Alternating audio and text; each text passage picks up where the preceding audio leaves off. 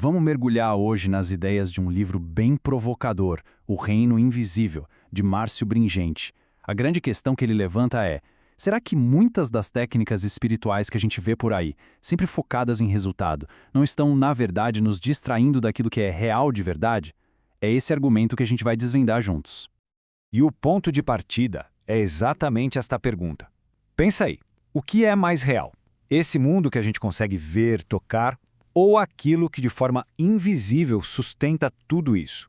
O autor joga essa provocação logo de cara para a gente começar a questionar a base da nossa própria realidade. Para a gente entender essa lógica, o autor faz uma distinção que é chave. É como se fosse assim, ó. A ciência, ela é fantástica para descrever o como as coisas funcionam. Ela observa os padrões da criação. Já a revelação, ela tem outro foco: mostrar o quem está por trás de tudo. Ou seja, o Criador. São duas lentes diferentes olhando para a mesma realidade. A nossa jornada por essas ideias vai ter 5 paradas bem importantes. Primeiro, a gente vai entender o que é, afinal, essa tal de realidade invisível. Depois vamos ver por que o autor coloca Cristo no centro absoluto de tudo. Isso vai levar a gente a questionar o que é a fé, né? É uma resposta a Deus ou é uma ferramenta para a gente conseguir o que quer? A partir daí a gente vai ver como isso redefine a nossa identidade. E por fim, como a cruz chega para mudar completamente as regras do jogo. Então vamos lá, começando pelo alicerce de tudo isso. Segundo o autor, antes da gente falar sobre qualquer outra coisa, a gente precisa primeiro dar uma reajustada na nossa percepção sobre o que é a própria realidade. E a chave para essa visão está bem aqui, nessa citação de Hebreus. Presta atenção. O que ela diz é que o mundo que a gente vê não surgiu de coisas que são visíveis. Ou seja, a origem de tudo é invisível. Isso vira de cabeça para baixo aquela nossa tendência de achar que só o que é material, só o que a gente pode pegar, é que é real de verdade. Então, para ficar bem claro, o reino invisível não é uma energia cósmica ou uma dimensão abstrata. Não, o autor descreve como um governo real e pessoal de Deus. A criação não se sustenta sozinha, sabe? Ela é sustentada ativamente, o tempo todo, pela palavra dele. E entender isso é a base para a gente conseguir entender todo o resto. Ok, se a realidade é sustentada por uma palavra que é invisível, a próxima pergunta é meio óbvia. O que, ou melhor, quem é essa palavra? É exatamente aqui que o autor coloca Cristo como o centro absoluto de todas as coisas. E aqui está a grande virada de chave. A gente sai do o que e vai para o quem.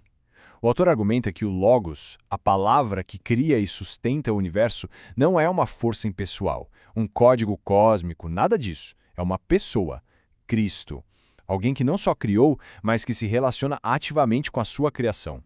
A conclusão que o autor chega é radical, não tem outra palavra. Para ele, simplesmente não existe realidade fora de Cristo. Ele não é só um personagem importante na história da humanidade. Ele é a própria origem, o meio e o fim de tudo que existe. Qualquer visão de mundo, qualquer espiritualidade que não o coloque nesse centro absoluto é, na visão do autor, um desvio completo do que é real.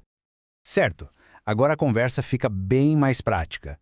Se a realidade é toda centrada em Cristo, como é que isso muda a maneira como a gente vive a nossa fé? É nesse ponto que o autor faz uma crítica bem direta a muitas das práticas espirituais que a gente vê hoje em dia. E aqui está o coração da crítica dele. O autor coloca lado a lado 2 formas de fé. A fé bíblica, que ele defende, é uma resposta de confiança àquilo que Deus revelou. Já a outra, que ele chama de fé utilitária, é uma ferramenta que a gente usa para conseguir o resultado que a gente quer. A diferença é brutal. É a diferença entre um relacionamento e uma espécie de máquina de vendas espiritual. Isso leva a gente para uma pergunta que define se a gente vai viver em paz ou em ansiedade. Em que ou em quem a gente está realmente confiando.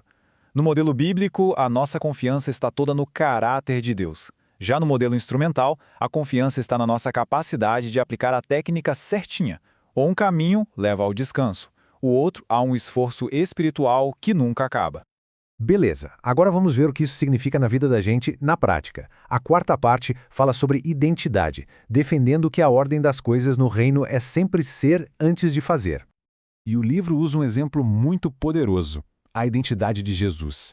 Ele foi chamado de Filho amado pelo Pai, antes de fazer qualquer milagre, antes de pregar qualquer sermão. A mensagem aqui é muito clara.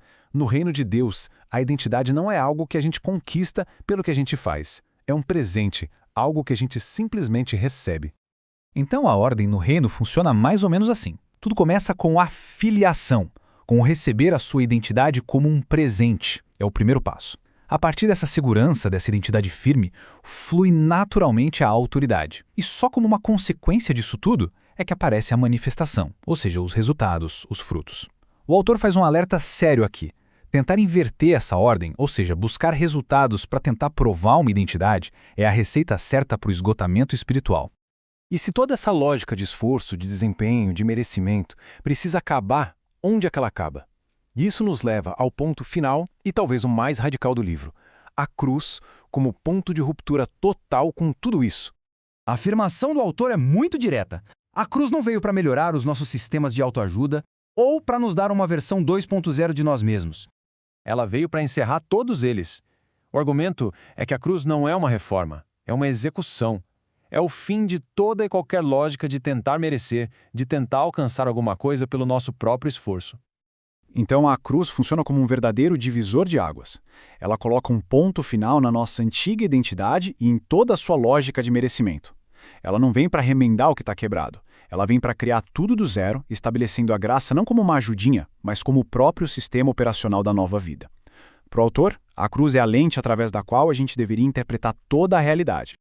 E no fim a gente fica com essa provocação que o livro deixa no ar. Se a vida no reino não é sobre dominar uma técnica, mas sobre receber um presente, o que é que isso muda no nosso dia a dia? Como seria viver não para tentar alcançar alguma coisa, mas a partir de algo que já foi conquistado para nós? Fica aí o convite para a gente reavaliar não só aquilo em que a gente crê, mas principalmente como a gente descansa nisso.